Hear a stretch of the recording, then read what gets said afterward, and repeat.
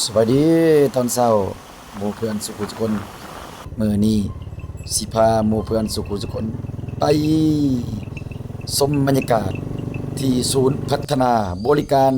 กสิกรรมและป่าไม้น้องเต่าบ้านพลสิมเอามาเบิ่งทงไห้ทงนาเบิ่งลีเบิ่งตอนเบิ่งน้ำห้วยน้ำหองไปถึงแล้วเดินทางต่อเลยมาฮอดทางแวฮอดแล้วเนาะบ้านนี้ฮอดแล้วเดินทางมาฮอดศูนย์เนาะศูนย์พัฒนาและบริการกสิกรรมป่าไม้น้องเต่าเนาะมื้อนี้จะมาร่วมกองประชุมพึ่งพมเกี่ยวกับ4หัวข้อเนาะของโครงการอาหารโลก 1. การปลูกผัง 2. เลี้ยงปลาเลี้ยงไก่และก็อันที่4คือการเลี้ยงกบบรรยากาศข้างในสิเป็นจังไดเนาะฉะนั้นเอาเข้าไปรับชมกันเลยเนาะสำหรับบรรยากาศในการพึ่งพมในครั้งนี้ฉะนั้นไปรับชมกันเลยเนาะฉะนั้นไปทำกันนี่แม่นภาพบรรยากาศทางเขาก่อนจะเข้าไปเบิ่งไปส้มอยู่ที่ศูนย์แม่นอยู่ทางในส่วนหลายเนาะข่อยเห็นแม่นไม้ขอนไม้เก่าๆเนาะโอ้งามหลายเนาะขอนไม้นี่บรรยากาศโอ้เป็นตานั่งถ่ายรูปหรือว่ามาถ่ายรูปโอ้คักหลายบรรยากาศโอ้เนาะคักเพิ่นกำลังตกแต่งกำลังก่อสร้างกำลังเฮ็ดอยู่เนาะถือว่ามื้อนี้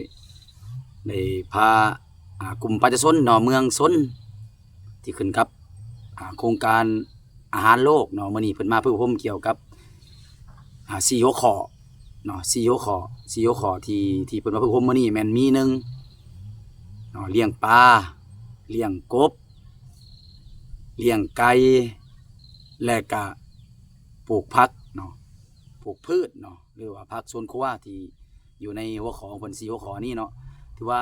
เจ้าหน่อยเฮาสิเข้าไปเบิ่งบรรยากาศนำกันแล้วเนาะในการพึ่งพมว่าเพิ่นเฮ็ดหยังแน่เนาะมื้อนี้สิพาทุกท่านไปรับชมนำกันฉะนั้นเข้าไปนำกันเลยเนาะไปสิพาไปว่าเพิ่นเฮ็ดหยังแน่อยู่ในเนาะฝากหมู่เพื่อน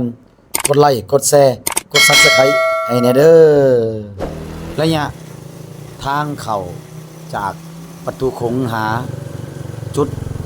พึ่งพมแม่นประมาณ100 กว่าเมตรนี่แหละเนาะสันจันตุ้มก็มาฮอดก่อนแล้วเพิ่นก็ได้ลงทะเบียนเนาะลงทะเบียนแล้วมีการจัดกองประชุมเนาะฝึกอบรมเกี่ยวกับ4หัวข้อที่ข่อยเว้าไปก่อนนั้นและเพิ่นก็ได้อธิบายต่างๆเนาะอธิบายเนื้อหาต่างๆเกี่ยวกับเรื่องดังกล่าวนะพวกเฮาก็ได้ไปย่างชมวางเลี้ยงกบเลี้ยงปลาเนาะและบ่อนเลี้ยงไก่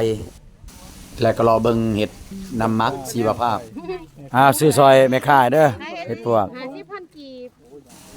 โอ้จันตุ้มพุ่นว่าคักทง50,000คักหลายอยากซื้อเด้เพิ่นว่าเอาบัดทับจังซื้อซอยบัดนี้พวกเฮาก็พากันย่างไปเบิ่งอ่างตัวนี้แม่นอ่างที่เอาปลาที่เพิ่นเพาะพันธุ์เนาะเป็นปลาน้อยหั่นที่อยู่ในหนองหั่นเพิ่นจะเอาขึ้นมาพักอยู่นี้ประมาณคืนหนึ่งและเพิ่นจะบรรจุใส่ออกซิเนาะแล้วไปขายต่อที่มีลูกค้ามาสั่งเนาะบัดนี้มาเบิ่งกบอ่างกบนี่ก็หลายอ่างที่เพิ่นเฮ็ดเนาะส่วนหลายมันเหลือแต่พ่อพันธุ์แม่พันธุ์ที่เพิ่นเอาไว้อยู่นี้หลังจากพวกเฮาย่างเบิ่งหรือว่าย่างส้มเบิ่งอ่างเลี้ยงปลาเลี้ยงกบแล้วและพวกเฮาจะไปอีกสถานที่หนึ่งนั่นก็คือหนองที่เพิ่นผสมเทียมและเอามาอนุบาลอยู่ในน้องนี่น้องที่เขากำลังย่างส้มกันอยู่นี่เนาะเอาน้ำเข่านี้เนาะเอาน้ำเข่าน้องตัวนี้เนี่ยมันเขาสิพับท่อตัวนี้ลงนี่เนาะเปลี่ยนท่อตัวนี้ลงเนาะเปลี่ยนท่อตัวนี้ลงจ้ำเลยน้ำก็จะไหลเข่านี่แล้วก็ไหลเข่าน้องแต่เวลาเขาสิล่างน้องมานี่เขาก็ลงไปเขาก็ถอดท่อตัวเนาะต้นหม้อแห้งมันหม้อแห้งว่าเขาต้องได้ใส่ได้ไปดูดออกอีกให้มันแห้งอันนี้เฉพาะน้องตัวเขาเพาะพันธุ์ปลาแน่นปัดว่านะมันนี่อันนี้เป็นปลาคนปลาแกนแรกปลาในน้ำแมนน้องจะมีเอาปากทำมีจักโตโอ้ยลายเลยต่อแล้วหลังจากนั้นผลิตลูกปลาสุดใหม่แล้วเอามาลงใหม่อีก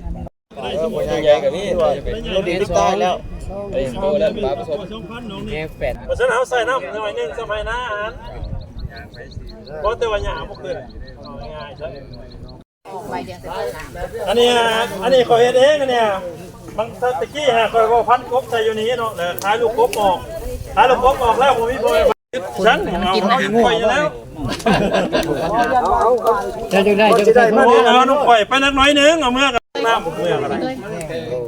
เดี๋ยวน้อยสิเมื่อจะบอกให้ สอบยังไงจ๊ะก็หัวก็ บอกถ้าน้อยนี่แบบนี้แหละนี่มันอยู่น้ำบ่เลิกไอ้น้ำประมาณประมาณ100ตู้นี่เนาะ บัดนี้ห้างอาหารต้องมีหลายๆเห็นบ่ห้างอาหารเขาก็เฮ็ดเองต้องอนุบาลแบบนี้เนาะแล้วก็กบเมี่ยนให้มีอุณหภูมิประมาณ35องศามันก็สิกินอาหารนี่เอาเฮ็ดตัวนี้บ่ทนดอกประมาณอาทิตย์นึงเขาก็ได้ย้ายลงล่ะเพราะว่ามันสิใหญ่โพดแล้วมันสิเพเฮานี่พวกเขาสิเพนี่กันให้อาทิตย์นึงนี่มันหนักกว่ามันใหญ่โพดเลยต้องเอาลงขี้ดินเลยเลี้ยงไว้ในอนุบาลเหมือน ใครเป็นโรคหรือใคร ไก่ขายเป็นโตคือกันนี่ สถิตให้เบิ่ง หยอดกระตาก็ดังมัน ใส่ตาครับใส่ร่างอยู่ตาบ่ อยู่คันบ่ได้สิเฮ็ด แต่ก็จริงห้ามื้อเนาะอายุได้5มื้อหรือว่า7มื้อเนาะนี่หยอดกระตานี่หยอดนึงแล้วก็หยอดกระดังหยอดนึง ตาด้านเดียวกันพี่ แม่นนี่ ข้างเดียวบ่